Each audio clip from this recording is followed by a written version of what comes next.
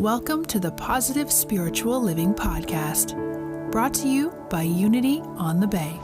This is your positive path for spiritual living.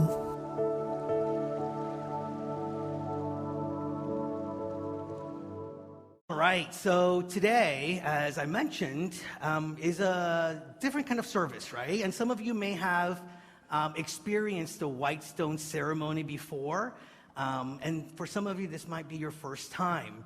For me, it's one of the most powerful experiences that we invite people into at Unity on the Bay, and especially at the beginning of the year, because it's an opportunity for us to center ourselves, ask the question, right? Like, who is it or how is it that I want to show up in the world this year?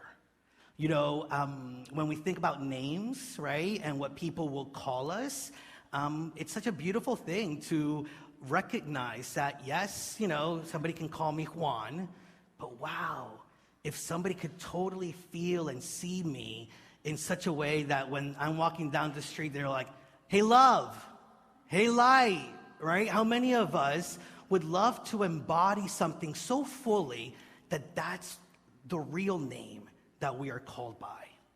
And today's service is really centering ourselves in what it is that we want to live into. How do we want to be named? How do we want to be called as we move through this powerful best year yet? Now, names are really important and powerful things. Now, back in biblical times, people weren't named just, you know, because great-great-grandma, you know, had that same name or something like that. People really looked at names as representing the essence that people felt, or maybe the way in which they lived into life, like even our last names, right? A lot of the last names that we have are based on our trade, you know, and what people did and what people were known for.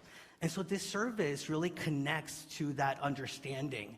Many of you know that I have an 11-year-old son who I named Lucas Gabriel. And I still remember driving down to the hospital on the phone with my sister being like, okay, look up what this name means. Now look at what this name means. Look at what this name means. Because it was really important to me to do that, right? To be able to name him after something that I felt was really calling me into and something that I was really trusting he'd be able to live into. And so Lucas Gabriel means light and strength. And let me tell you, that kid is light and strong will. But in the Bible, there's other examples. Some of you may remember the story of when Abram became Abraham, because there was a moment where he recognized what God was calling him into, recognized the faith that was in him, and such a shift, right? Such a powerful shift needed to be acknowledged in such a big way as having that name changed. And so Abraham means father of many, because that's what he ended up living into.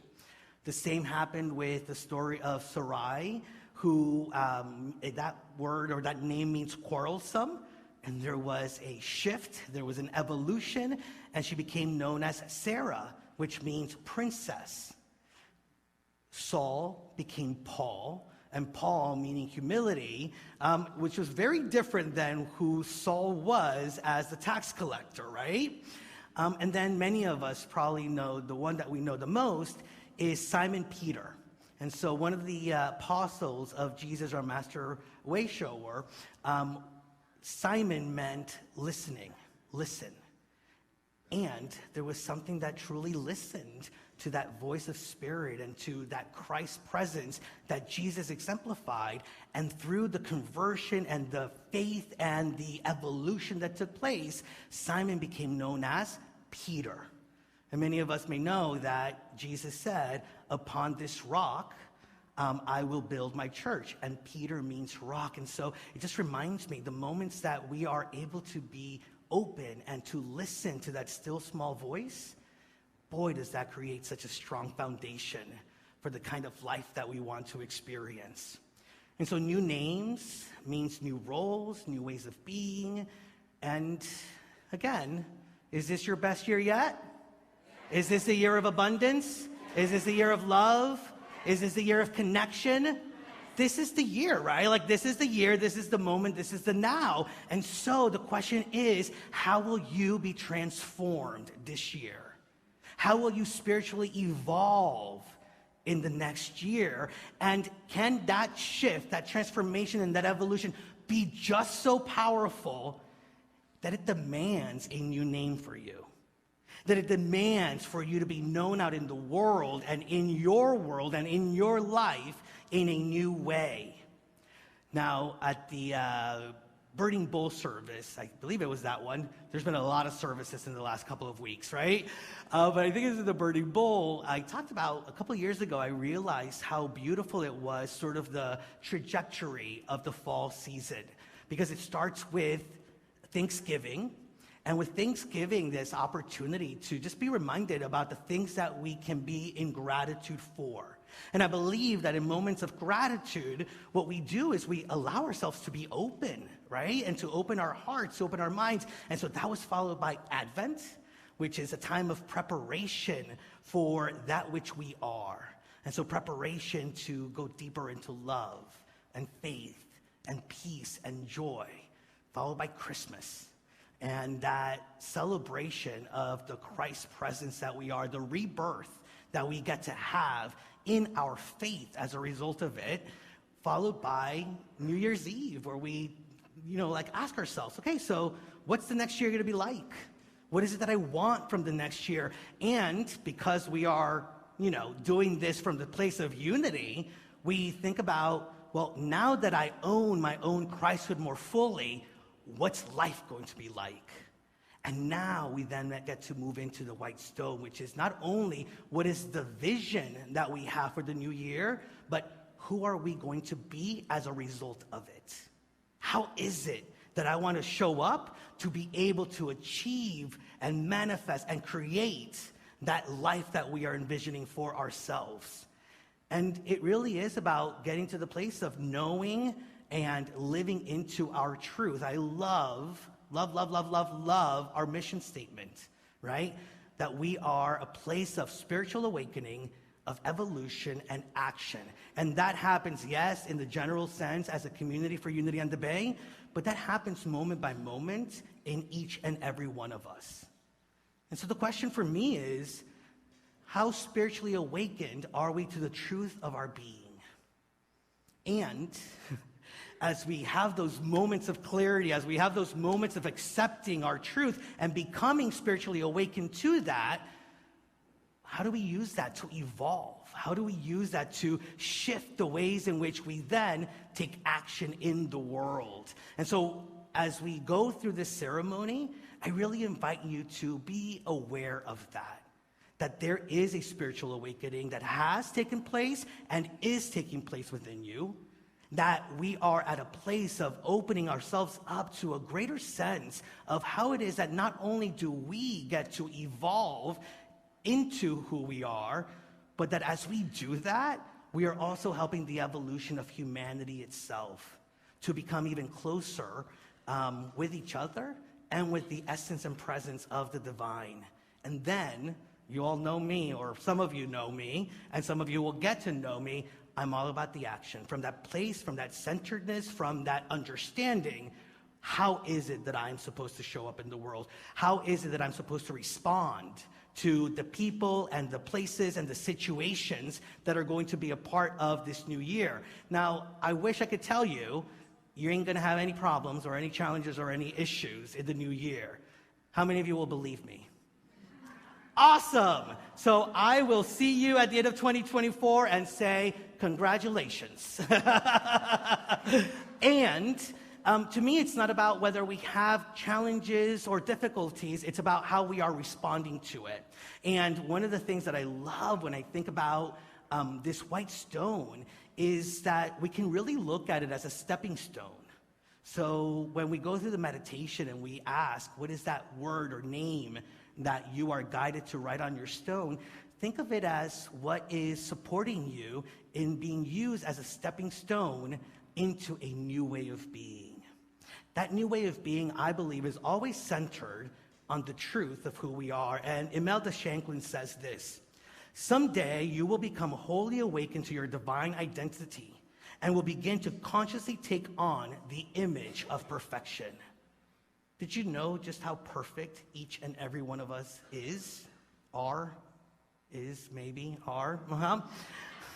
See, even without the grammar, right? Like, we can live into that perfection, and there is that image of perfection that is alive in us. Actually, Charles Fillmore, co-founder, said that Christ's presence that is within us is the perfection, is the model of perfection that we can tap into and live into. And so, yes, this is a stepping stone into knowing that more fully. Another thing, I was thinking about these yesterday, and I love, how many of you, by the way, did everybody that's in the room receive one of these stones? If you did not, raise your hand, and one of our ushers will come by. So Charles and Alejandra, there's a few people with their arms raised, actually, just look. And so I was thinking about these, and I have a few of them in my nightstand, and I love that it also looks like, the stones that you would build a road with if we all brought our stones together.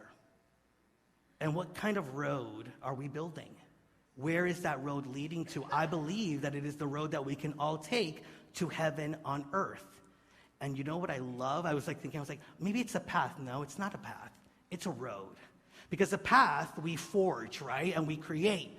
But the road, we're making it easier for other people to follow into heaven on earth. And so as we each claim our new name, as we each claim who we are here to be in this new year, what we are really doing is transforming ourselves and allowing the space for humanity itself to be transformed. Now, I've been doing the White Stone ceremony for a couple of years, and part of me is not that happy that I have to admit I've been really focused on that one verse that we use in the Unity services over and over again for White Stone, and I hadn't fully read all of what was before it. And so I thought, well, maybe this is a year where I should. And this verse of the White Stone itself is a reward that one of the churches receives. It's from the book of Revelation. And so in the book of Revelation, it's these writings, and by the way, we study the Bible, and especially Revelation, metaphysically. There are many classes and ways that you can find out how to do that. Do not watch the movie The Omen. That is not the metaphysical interpretation that we have here at Unity on the Bay. But there are 7 churches, and each church is going through its own thing. And so in the book of Revelation, God is speaking to each of the churches. And the white stone is the reward that the church of, Pergamon receives. And this is what the verses say about the church of Pergamon. It says that it is living in a world of false idols. It's what now is Turkey, and so there was a lot of different traditions and different, what we metaphysically would interpret as just other ways of thinking about ourselves and about life, right? That's the metaphysical interpretation. And the verses say that actually they've done a really good job that in the midst of everything that is around them, they have held strong and true to that presence and that nature of God. And so there, God is saying, great job for being spiritually awakened enough to no longer look at the false gods. Metaphysically, we can talk about the fact that we are centered, we are spiritually awakened to the fact that there is that Christ presence within us, that life is a spiritual life, and that we don't have to worship the things of the ego. How many of us have worshiped the things of the ego? How many things we possess or don't possess, how many things we can control or not control, who we can oppress or not oppress, consciously or unconsciously, right? And so all of a sudden, we're invited into recognizing that it isn't about really worshiping that which is outside of us and being defined by the things that are outside of us, but looking within and being true to that and having faith in that. And the verses say, but wait a minute, because there's some things creeping into your church, and there's some things that are starting to happen. How many of us have been spiritually awakened to, not the ego, but the place of love. But then some little thoughts come up, some little judgments come up, some invitations to live closer into the ego come up, and sometimes we catch them and sometimes we don't. And so in this moment, God is basically saying, listen, you've done so well. And by the way, hear it from me. Listen, Unity on the Bay, we've done really well. And there's always things that are creeping up. And so how can we be vigilant of that? And how can we know ourselves to be more than that which creeps up? It's not about not having the challenges. It's not about not having the judgments. It's not about not having the sense of limitation that sometimes creeps up. It's what are we going to do with that? Right? Will we allow ourselves to feel in bondage of it? Or can we acknowledge it and be freed from it into a different way of being? Revelation chapter 2, verse 17. This is the one where we speak over and over again every year, right? Let anyone who has an ear listen to what the Spirit is saying to the churches. To everyone who conquers, I will give some of the hidden manna, and I will give a white stone, and on the white stone is written a new name. And so this verse is stating a lot of different things. First, let anyone who has ears listen to what the Spirit is saying. This is your opportunity as we center ourselves in this ceremony to consciously listen to the voice of God, to consciously listen to that still inner voice. And this is the opportunity for us to set the intention to be listening in this new year. And that listening can look like when something comes up or a stressful thought or a challenge comes up where maybe it's just about being able to be conscious enough to take a step back and take a deep breath. And I'll tell you, taking those breaths become a lot easier when we have a meditation practice that teaches us and reminds us what it is to take a deep breath, what it is to silence the world outside of us and go to that place within us and listen to that inner still voice that is always, always speaking and always seeking to guide us into our best year yet. Then it talks about those who conquer, and I think about, well, what is it that we're conquering? It's another word for overcoming. How many of you, looking back on 2023, can actually look back and say, whoa, I overcame that. I overcame that. And how many of us give ourselves permission to pat ourselves on the back for overcoming what we have overcome? If you do that, awesome. If you haven't done that, don't worry, because I'm going to ask you right here and right now, pat yourself on the back. You have overcome. You and I have been overcomers, and we have been able to conquer that which has been brought into our life, yes, to allow us to recognize some of the spaces where we haven't fully lived into our faith, and also to know our strength and our resilience, and to be able to know that as we have overcome and as we have conquered, we become the living testimony to faith. We become the living testimony to God. We become the living testimony to wholeness and abundance. Did you know that that is what your life is? A living testimony to the power and the grace of God, expressing in each and every one of us and allowing us to be that light that is shared and brings up all of humanity into recognizing their truth. I love this quote by Brene Brown. It says, one day you will tell your story of how you overcame what you went through, and it will be someone else's survival guide. Sometimes I want to do what is right for myself, and sometimes it becomes challenging and difficult, and I look at my son, and I say, okay, if not for me, then for him. I want to be a living testimony for him. I bet there are people in your own life that you want to be a living testimony for, and I bet you are going to be a living testimony to people who will never know your name. But you know what? When you cross the street, they're like, I don't know that person's name, but I'm going to scream out, there goes love. There goes peace. There goes joy. And so, all of a sudden, when we come to this place of knowingness, we get the reward. And it's 3 promises that we are given. The first one is that we shall be provided hidden manna. Manna was food, right? But the manna that we're talking about is spiritual nourishment. The moment that we recognize our truth, the moment that we recognize our own connection and expression of the divine, all of a sudden we will be given the consciousness, the energy, and the resources to live into our truth, to live into our miracles, and to live into our blessings. Yes, the body will be satisfied, the body will be nourished, but first, the spirit will. And that is a promise the moment that we focus or refocus into the presence of God in our lives. The second promise is that white stone. Now, white stones, at the time of Jesus and the time of the Gospels, the white stones were given to people that had been imprisoned and had served their time, paid their dues, and this was one of the ways in which they could prove to others when they weren't out, hey, I've done the work, I've paid my dues, I am free. How many of you are done with paying your dues?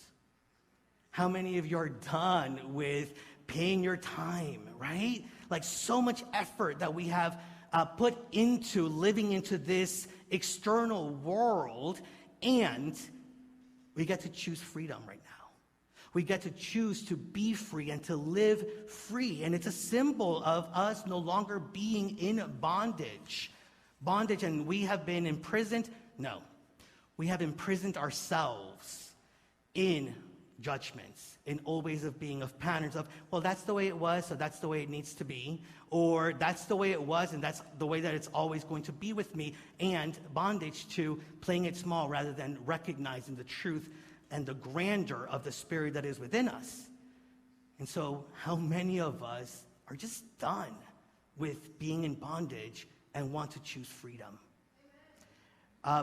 Emily Cady, who is the author of one of the books that Reverend Pam is going to be teaching from, she says this: do not be under bondage to false beliefs about your circumstances or the environment. God is in everything that happens to you. God is in everything and every single one that is a part of our experience.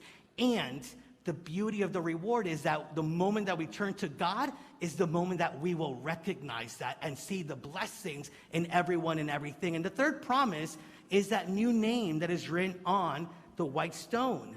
And again, it's about the essence of who it is that we are. It is about the essence of how we want to live into this new year.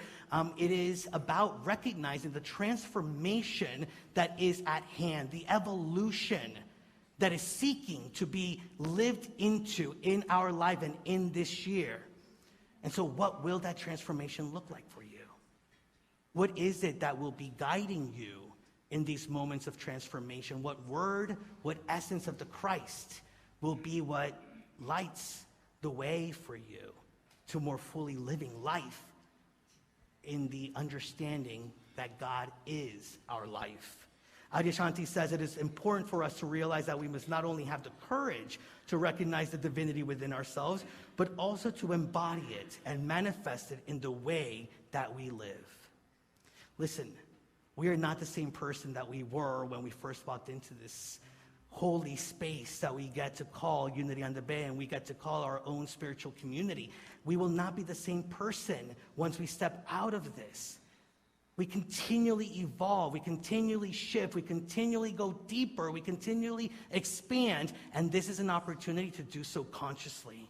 So this is an opportunity to claim our divinity. This is an opportunity to receive the word that will carry us forward. And so I'm going to invite you now to just take a moment and take a deep breath as our song moves us and prepares us for this next part of our ceremony, our meditation.